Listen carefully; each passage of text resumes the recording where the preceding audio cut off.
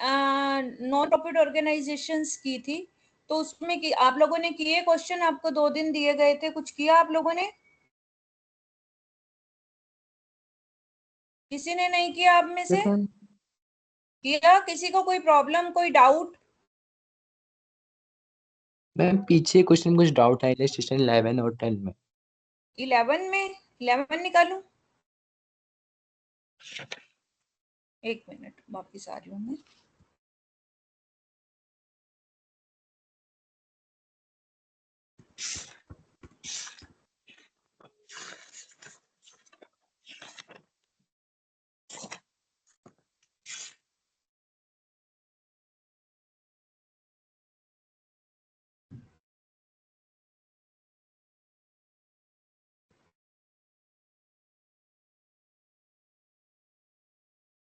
हाँ जी बेटा, बताओ इसमें क्या डाउट है?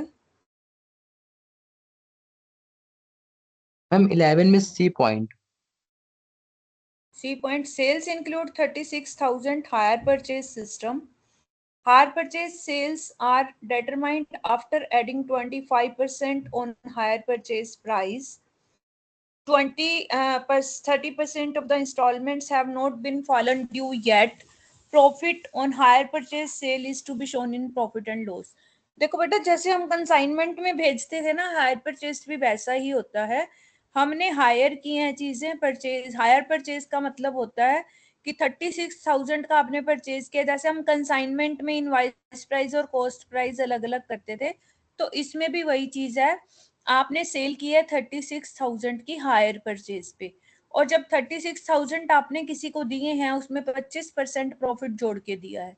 उसमें से 30% इंस्टॉलमेंट जो है अभी ड्यू नहीं हुई है, तो बाकी का जो 70% ड्यू हो गई है, उसका प्रॉफिट आप बुक कर सकते हो. यानी कि हायर परचेज का मतलब ये होता है, जैसे हम ये कहते हैं ना कि लोन पे आपने चीज ले ली, हायर पे ले ली, लेकिन क्लॉज ये है कि जब आपके पैसे पूरे हो जाएंगे, उसमें फिर वो चीज आपकी हो जाएगी. हायर परचेज वो होता है. तो इसमें जब तक आप का पूरी इंस्टॉलमेंट नहीं आती है, आप उसे अपनी प्रॉफिट नहीं बुक कर सकते. तो देखो, जैसे हम लाइक कंसाइनमेंट, आपको याद है ना, अभी हमने किया था, उसमें सेम है. आपका 36,000 की सेल हुई है. जब आपने 36,000 की सेल की है, तो हम उसमें क्या करेंगे, 75% की हम उसमें मानेंगे. पहले तो ये लेस कर दी हमने सेल में से 36,000, क्योंकि वो हमारी नॉर्मल सेल नहीं है. ठीक है, समझ आई आपको ये बात? Yes ma'am. उसमें से हमारी 25% इंस्टॉलमेंट अभी ड्यू नहीं हुई है.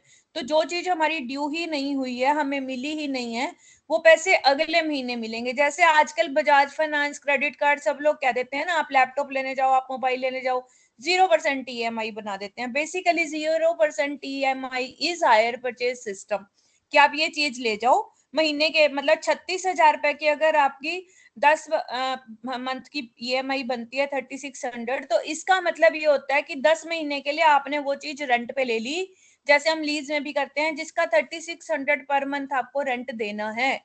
लेकिन जब तक आप पूरे 36,000 दे दोगे, 10 महीने आपने रेंट लगातार दे दिया, then you are the owner of that thing. तो आप उसके ओनर हो जाते हो.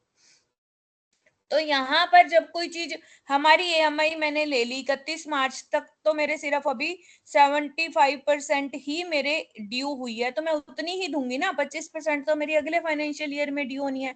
तो उसमें जिससे, मान लो मैंने आईफोन खरीद लिया अक्टूबर में, मैंने आईफोन खरीदा और EMI बनवा ली, तो मार्च तक मेरी जितनी EMI 6 EMI ड्यू हुई है, तो मैं 6 के पैसे दूंगी ना.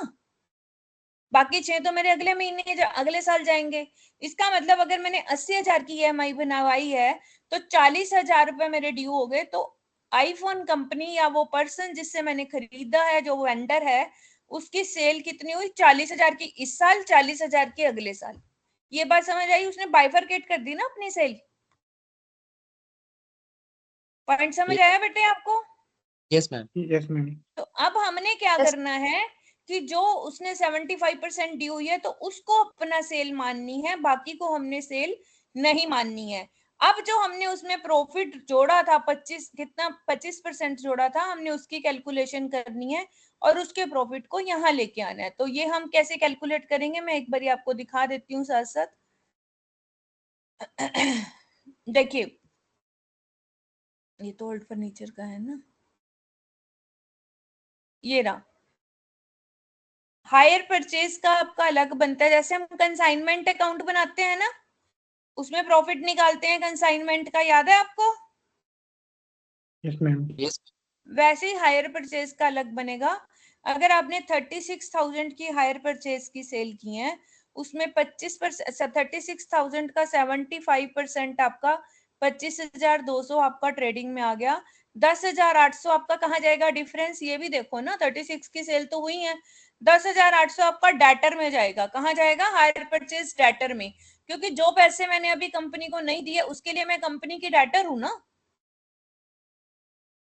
आई बात यस समझ? मैम। तो ये यस मैम 10,800 आपका डेटर में जाएगा। अब आते हैं 25,200 की बात। हमने 25,200 की सेल कर दी इस साल, मतलब 75% के हिसाब से। लेकिन अब यहाँ पर goods Saint on hire purchase हमने 27,000 75% लेना है।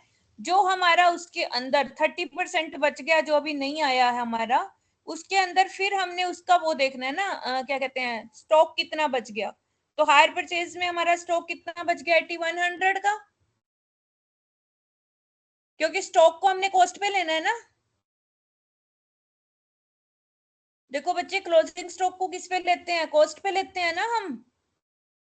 Yes ma'am. यस मैम अब 10,800 में 25% अगर जुड़ा हुआ है तो कॉस्ट निकालो, 10,800 डिवाइडेड बाय 125 करो, या 1.25।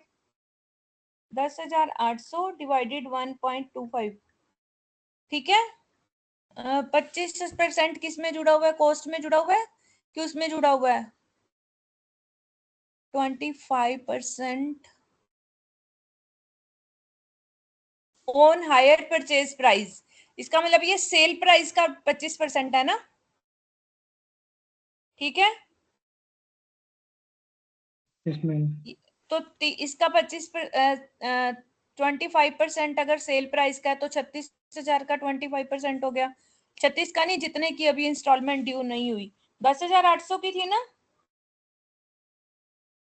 10,800 की का 25% कितना बनता है? 2,700। ये हमारा उसके अंदर जुड़ा हुआ है ना 10,800 में। तो स्टॉक कितने का बचेगा?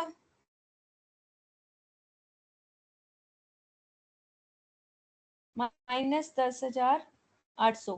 तो 8,100 का स्टॉक आ गया हमारा, यस मैम। ठीक है बेटा।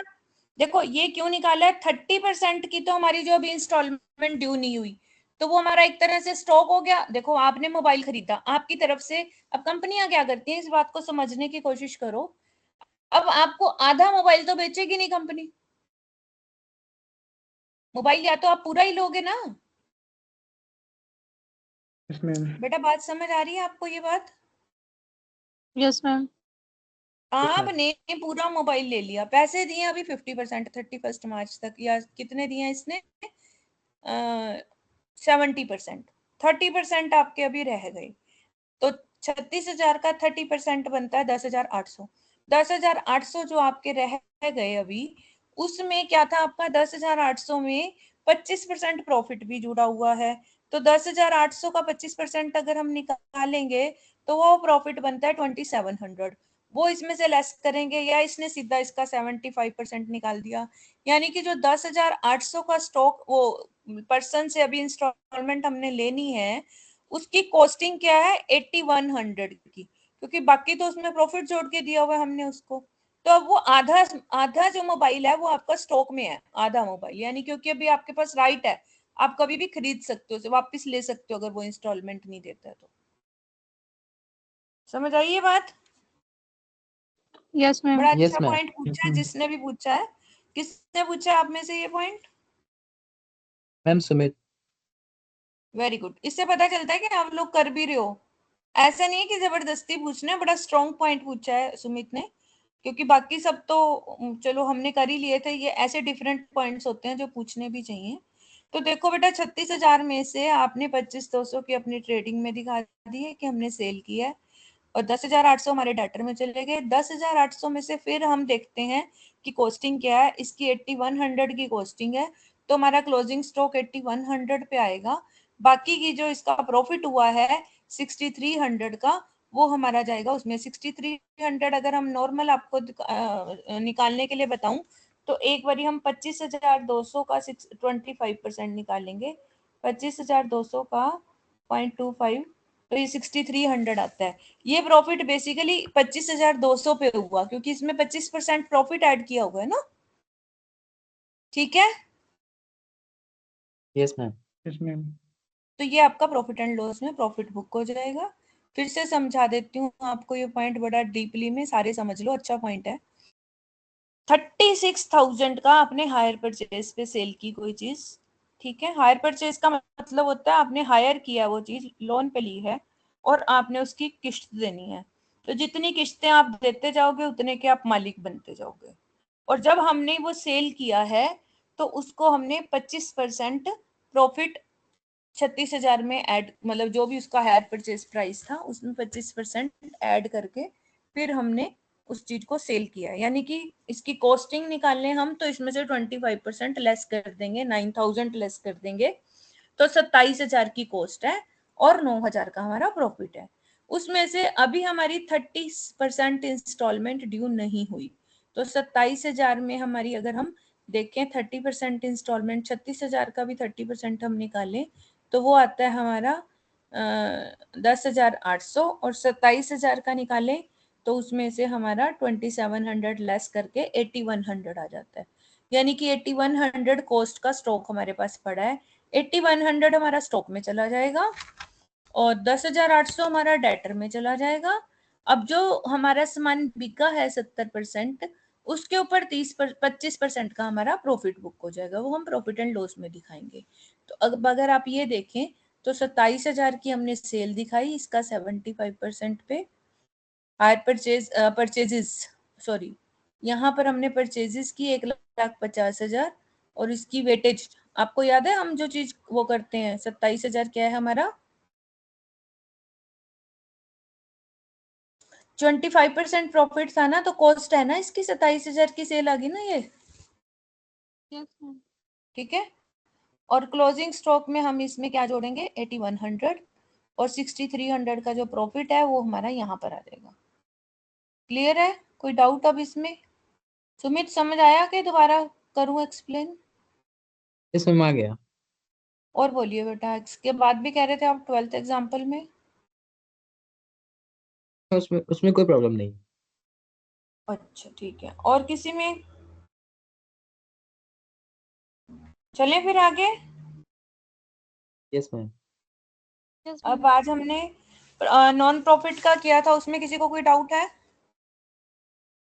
नॉन प्रॉफिट ऑर्गेनाइजेशन किया नहीं मुझे लगता आप लोगों ने इसमें।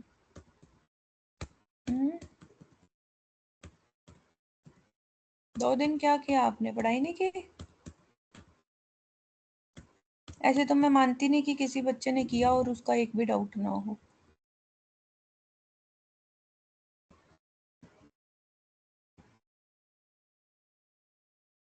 पढ़ते नहीं आप लोग।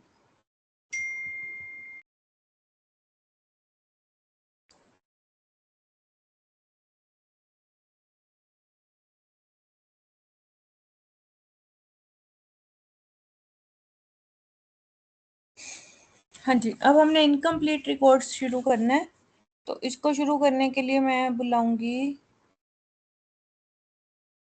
सुमित, आप ही शुरू करिए बेटा। Transactions are entered into by every organization, and it is the primary function of accounting is to record the transaction in the books of account. This should be recorded in the books on a systematic and scientific manner following the double entry system. However, in many cases, double entry recording is not followed. Such entities usually include the small time traders such as grocery store, kirana shop, etc. The small entity record the transaction on a casual and sketchy manner and thus result in complete recording of transaction. This incomplete manner of recording transaction is commonly referred to as single entry system of accounting keeping. Single entry system. Single entry system is an approach of recording transaction. This does not follow the principle of double entry bookkeeping system. Under this system, some transactions may be fully recorded while some transactions get partially recorded and some other transactions may be entirely omitted to be recorded in the books of account. Thus, the term single entry is a misnomer. It would rightly be referred to as incomplete records. Features of single entry system. The silent feature of single entry system are as under. It is an unscientific approach of record transaction. It is a mixture of no entry, single entry and double entry. This system is usually followed by small business, semi-skilled service provider and worker, etc., who cannot maintain books under double entry system. There is no uniformity in recording of transaction.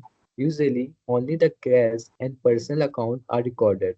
In this system, the original voucher of different transactions are kept for future reference, though the relevant accounts are not prepared. Ma'am आगे भी हाँ हाँ करो बेटा, आगे next को बोलती हूँ मैं, ठीक है। गुंजन आप पढ़िए आगे।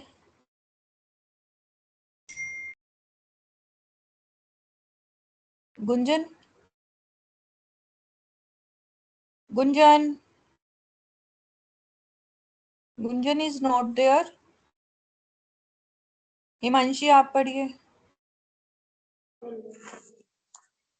मैम ये देयर से पढ़ना है, there is no unfair limitations limitation of single entry. हाँ जी। Defects of single entry system. Single entry system is a defective approach of a recording transaction as it suffers from certain major limitations which are as under. As principle of doubtful entry is not followed, the tribalance cannot be prepared, hence arithmetical accuracy cannot be guaranteed. Second, profit or loss can be found out only by the estimate or nominal account are not maintained. It is not possible to make a balance sheet in absence of real account. आगे चलो बेटा। It is very difficult to detect fraud or error. Valuation of assets and liabilities is not proper. The external agencies like bank cannot use financial information. A bank cannot decide whether to lend money or not. It is quite likely that the business and personal transactions of the proprietor get mixed. ठीक है, अब देखिए single entry system होता क्या है। वो कहता है transactions are entered into by every organisation. हम सभी ऑर्गेनाइजेशन अपने ट्रांजैक्शंस को एंटर करते हैं। प्राइमरी फंक्शन अकाउंटिंग का हमें भी पता है, रिकॉर्डिंग करना और बुक्स को बनाना और उन सिस्टमेटिक मैनर में रखना, साइंटिफिक मैनर में रखना। डबल एंट्री सिस्टम यही कहता है, और बाद में उनकी फाइनेंशियल स्टेटमेंट्स बताना ताकि फाइनेंशियल रिजल्ट्स हम स्टेक होल्डर्स को दे सकें। लेकिन कुछ ऑर्गेनाइजेशंस ऐसी होती हैं, खासकर जो स्मॉल ट्रेडर्स होते हैं, ग्रोसरी स्टोर वगैरह, छोटे छोटे दुकानदार होते हैं, किराना शॉप्स जिनको हम बोलते हैं, वो लोग अपनी डबल एंट्री सिस्टम नहीं रखते क्योंकि उनको बहुत महंगा पड़ता है। तो वो कैजुअल वे में अपनी ट्रांजैक्शंस, जैसे आप लोग भी कभी याद देखो, करियाना की शॉप पे जाओ, आप उधार लेते हो तो कॉपी में लिख लेता है, बस हो गया काम खत्म। तो स्केची मैनर में वो लिख के रखते हैं। और 10 रिजल्ट्स जो है हमारे, क्या होता है कि हमारे रिकॉर्ड्स इनकम्प्लीट होते हैं कॉमनली, और इसी सिस्टम को हम सिंगल एंट्री सिस्टम बोलते हैं। Single entry system is an approach of recording transactions which does not follow the principle of double entry system. तो अगर हम सिस्टमेटिकली वे में बात करें तो हम ये कहेंगे कि जो रिकॉर्डिंग ऑफ ट्रांजैक्शन तो करनी है, लेकिन जो सिस्टम रिकॉर्डिंग ऑफ ट्रांजैक्शन में principle of double entry system को फॉलो नहीं करता है, वो हमारा सिंगल एंट्री सिस्टम है। Under this system some transactions may be fully recorded while some transactions get partially recorded। तो इसमें क्या होता है, कुछ ट्रांजैक्शंस फुल्ली रिकॉर्डेड हो जाती हैं, कुछ पार्शली होती हैं, और कुछ ऐसी ट्रांजैक्शंस होती हैं जो भूल भी जाती हैं, ओमिटेड भी हो जाती हैं, रिकॉर्ड लिखते ही नहीं है हम। ठीक है, this term single entry is misnomer. It would frequently be referred as incomplete records. वो कहते हैं हम इसको सिंगल एंट्री भी नहीं कहेंगे, अगर हम इसको इनकम्प्लीट रिकॉर्ड्स बोलते हैं तो फिर हम उसको इनकम्प्लीट रिकॉर्ड्स बोले तो ज्यादा बेटर रहेगा. अब features of single entry system में क्या है? The silent features of single entry system are as follows. क्या है? एक तो ये अनसाइंटिफिक है, जो हमारी डबल एंट्री है वो साइंटिफिक है और सिस्टमेटिक अप्रोच है. ये अनसाइंटिफिक है और अनसिस्टमेटिक अप्रोच है. ये मिक्सचर है जहां पर हम कहीं तो बिल्कुल एंट्री कर ही नहीं रहे, कहीं सिंगल कर रहे हैं, कहीं डबल कर रहे हैं, सबका मिक्सचर है ये. दिस इज यूजली कौन फॉलो करता है इसको? स्मॉल बिजनेस या semi skilled service providers, workers जो बुक्स को मेंटेन नहीं कर सकते डबल एंट्री सिस्टम की तरह और उनको समझ भी नहीं है अकाउंटिंग की. इसमें कोई यूनिफॉर्मिटी नहीं होती. हम बार बार पढ़ते हैं अपनी अकाउंटिंग में कि कंसिस्टेंसी होनी चाहिए, यूनिफॉर्मिटी होनी चाहिए, प्रिंसिपल्स को फॉलो करना चाहिए. तो इसमें हम लिख सकते हैं ना तो इसमें यूनिफॉर्मिटी होती है और ना ही ये प्रिंसिपल्स को फॉलो करते हैं. यूजली सिर्फ कैश या पर्सनल अकाउंट्स को ही रिकॉर्ड किया जाएगा, रिकॉर्ड किया जाता है. In this system the original voucher of the different transactions are kept for future reference. यहाँ पर हम कुछ ओरिजिनल वॉचर रख लेते हैं लेकिन उनकी रेलेवेंट अकाउंट्स हम प्रिपेयर नहीं करते. इसमें बहुत डिफेक्ट्स हैं, डिफेक्टेड सिस्टम है ये, लिमिटेशंस हैं. ऑब्वियसली डबल एंट्री का कंपैरिजन सिंगल एंट्री से नहीं हो सकता है. Single entry system is a defective approach in recording of transactions. It suffers from certain major limitations. सबसे पहले तो ये प्रिंसिपल को फॉलो नहीं करता, इसलिए ना तो हम ट्रायल बैलेंस बना सकते ना ही हम अर्थमेटिकल, और ट्रायल बैलेंस से हम क्या करते हैं? अर्थमेटिकल एक्यूरेसी चेक करते हैं, वो हम यहाँ कर नहीं सकते, इसलिए हम कोई गारंटी नहीं दे सकते कि इसके अकाउंट्स ठीक है या नहीं है. दूसरा, आप प्रॉफिट एंड लॉस नहीं बना सकते, सिर्फ एस्टिमेट लगा सकते हो क्योंकि आप नॉमिनल अकाउंट्स को मेंटेन ही नहीं कर रहे. अब दुकानदार अपना किराया देता है, कहीं मेंटेन नहीं करेगा उस चीज को, जबकि हम डबल एंट्री में हर चीज को मेंटेन करते हैं. दूसरा, it is not possible to make a balance sheet. जब आप ट्रायल ही नहीं बना सकते तो बैलेंस शीट कैसे बनाओगे? तो इसमें हम ये कहेंगे, देखो तीनों चीजों का उसने एग्जांपल दे दिया. ट्रायल बैलेंस नहीं बन सकती तो हम अर्थमेटिकल कैलकुलेट एक्यूरेसी की गारंटी नहीं देंगे, और डबल एंट्री नहीं है इसलिए ट्रायल बैलेंस नहीं बन सकती. ट्रायल बैलेंस नहीं बन सकती तो हम अर्थमेटिकल एक्यूरेसी की गारंटी नहीं दे सकते. प्रॉफिट एंड लॉस नहीं बनता तो हम, क्योंकि हमारे पास नॉमिनल अकाउंट्स मेंटेन नहीं है, और बैलेंस शीट नहीं बन सकती क्योंकि हमारे पास रियल अकाउंट मेंटेन नहीं है. क्योंकि प्रॉफिट एंड लॉस में नॉमिनल अकाउंट्स आते हैं और बैलेंस शीट में रियल अकाउंट्स आते हैं. It is very difficult to detect fraud and errors, जैसे हमने पढ़ा रेक्टिफिकेशन में या ट्रायल बैलेंस में कि किस तरह से एरर्स को हम पकड़ सकते हैं या फ्रॉड को, इसमें नहीं पकड़ सकते. एसेट्स और लाइबिलिटीज की वैल्यूएशन नहीं आप कर सकते. बैंक से अगर आपने लोन लेना है तो बैंक किसी ऑर्गेनाइजेशन की फाइनेंशियल रिकॉर्ड्स चेक करते हैं कि लोन को रीपे कर भी पाएगा या नहीं. तो क्योंकि बैंक आपके पास कोई रिकॉर्ड ही नहीं है तो बैंक कैसे चेक करेगा? तो फिर बैंक डिसाइड ही नहीं कर पाएगा आपको लोन दे या ना दे, और मुश्किल हो जाती है लोन लेना. It is quite likely that business and personal transactions of the proprietor get mixed. और ये कई बार होता है क्योंकि सोल प्रोप्राइटर होता है तो उसकी पर्सनल और बिजनेस में कोई फर्क पता नहीं चलता है. जैसे हम यहाँ पर करते हैं ना ड्राइंग्स की उसने, तो हम ड्राइंग्स में लेके जाते हैं पर्सनल खर्चों को, लेकिन बिजनेस सिंगल एंट्री में ऐसा कोई सिस्टम नहीं होता है. Difference between single entry system and double entry system. अब दोनों में डिफरेंस क्या है?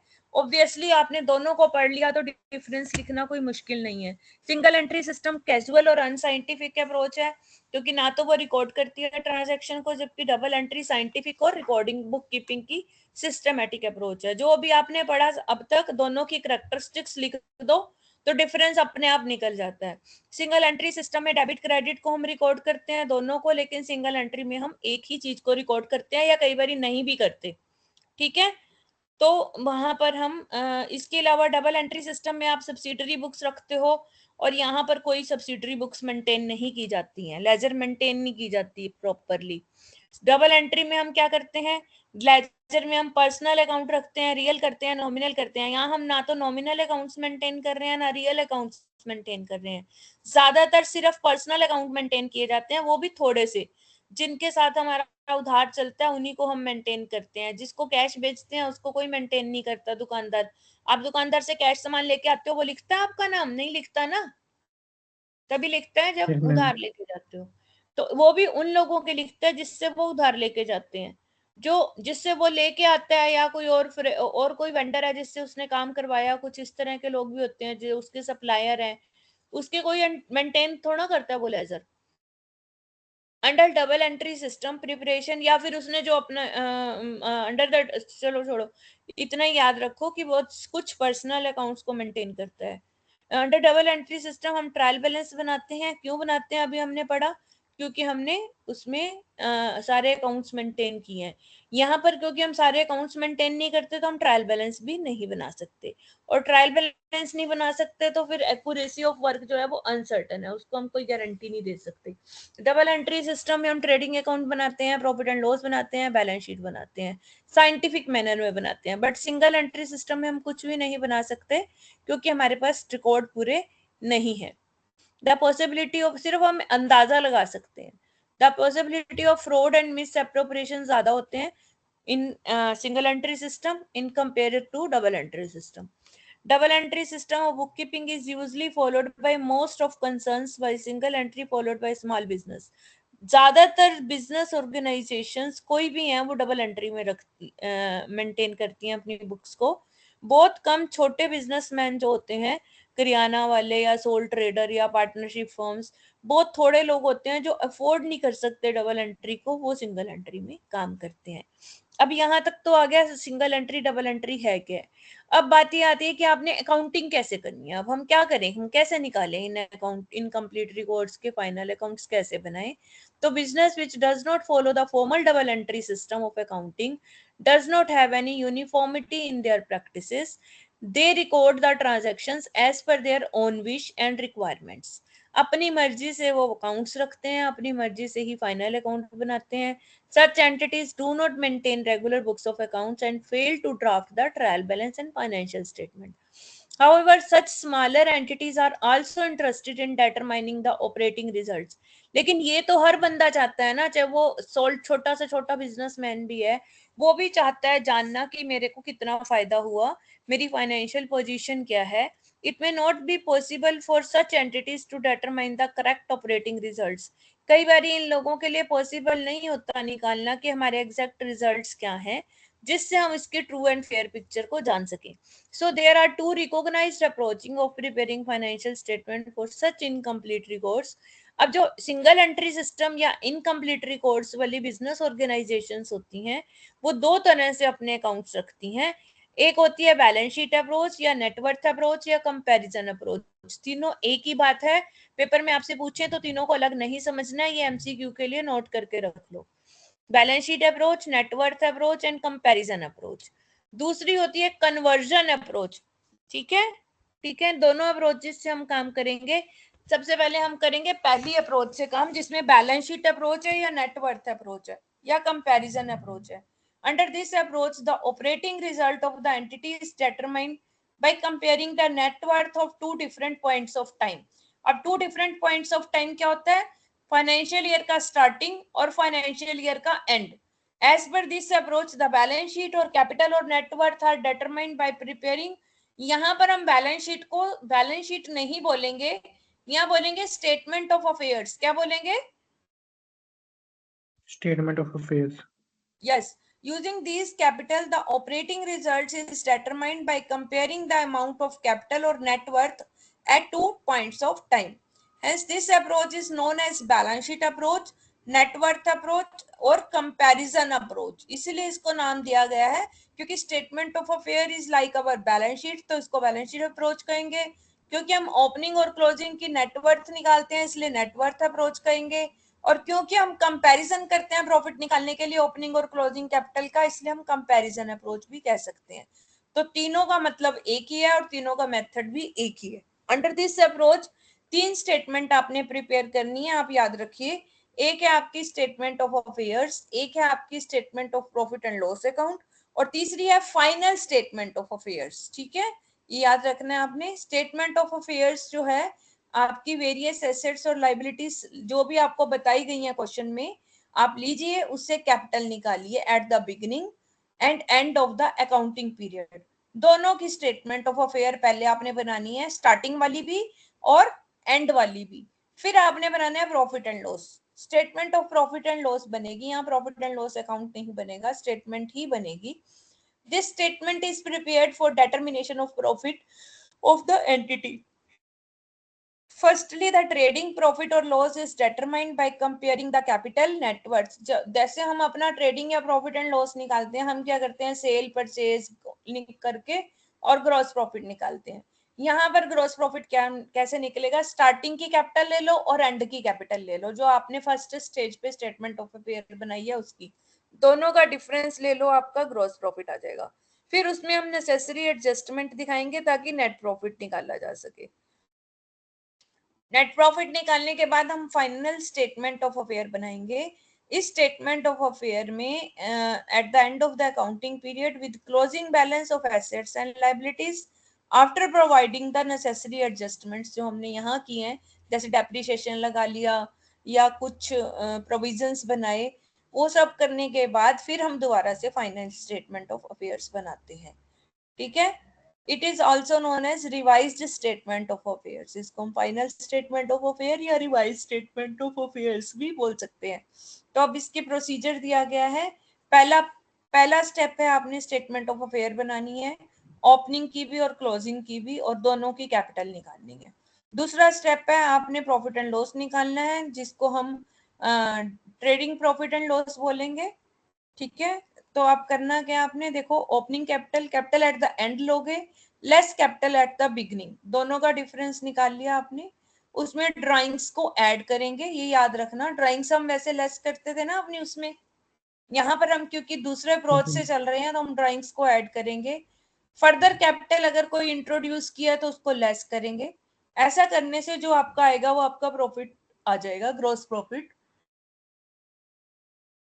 फिर हम एडजस्टमेंट करेंगे बैड डेट की, डेप्रिसिएशन की, कुछ भी है वो लेस करेंगे तो वो नेट प्रॉफिट आ जाएगा। नेट प्रॉफिट निकालने के बाद आप एप्रोप्रिएशन करोगे, अगर पार्टनरशिप फर्म है तो इंटरेस्ट दोगे पार्टनर्स को और पार्टनर्स की सैलरी दोगे और फिर प्रॉफिट को बांट दोगे। थर्ड स्टेप है आपका फाइनल स्टेटमेंट ऑफ अफेयर्स।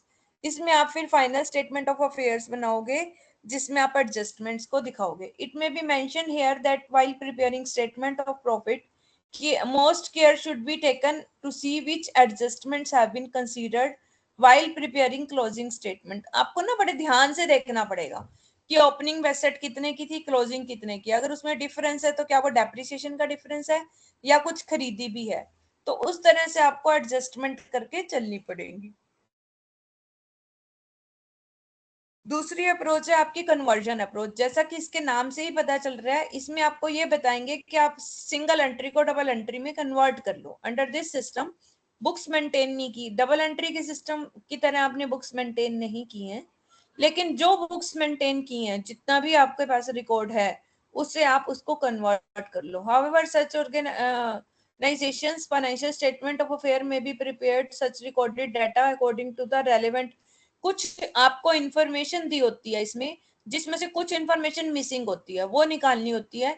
और दिया क्या होगा आपको, ज्यादातर डेटर दिए होते हैं, क्रेडिटर दिए होते हैं, ओपनिंग भी दिए होंगे, क्लोजिंग भी दिए होंगे, कैश बुक दी रहती है, एसेट्स दिए होते हैं, ये सब आप फिर इनसे लेजर प्रिपेयर करोगे और जो मिसिंग इंफॉर्मेशन है वो निकाल के इसको डबल एंट्री में कन्वर्ट करोगे और फिर डबल एंट्री की तरह प्रॉफिट एंड लॉस और बैलेंस शीट बना दोगे।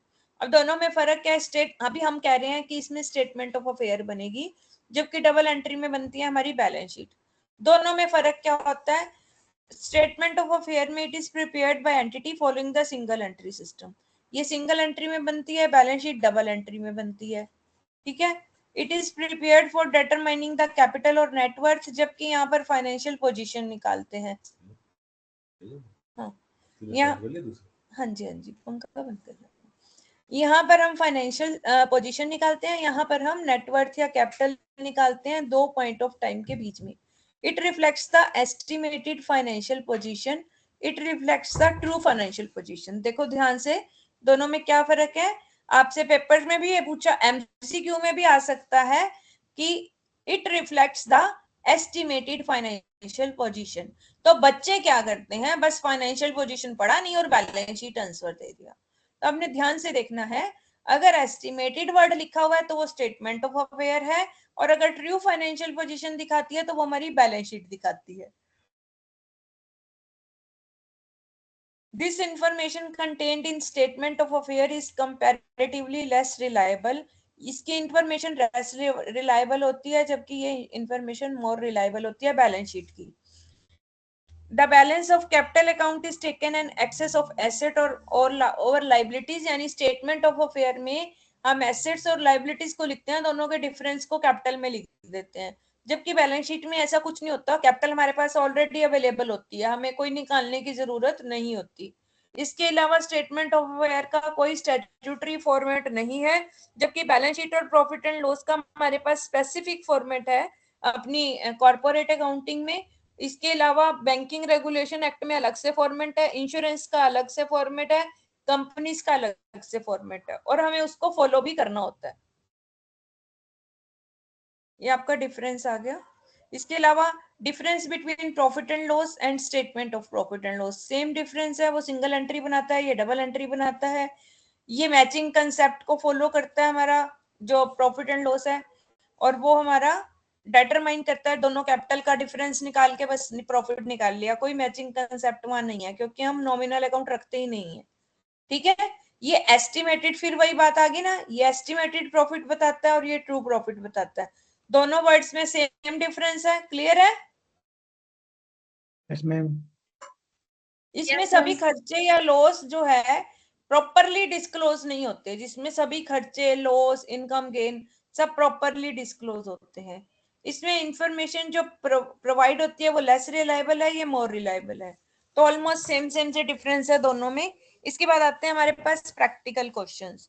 Mr. Prakash keep his accounts on single entry system. He has given the following information about his assets and liabilities. तो एसेट्स एंड लाइबिलिटीज में क्या उसने इंफॉर्मेशन दे रखी है आपको? देखिए 31 मार्च 2022 यानी ओपनिंग बैलेंस हो गया, और 31 मार्च 2023 जो है वो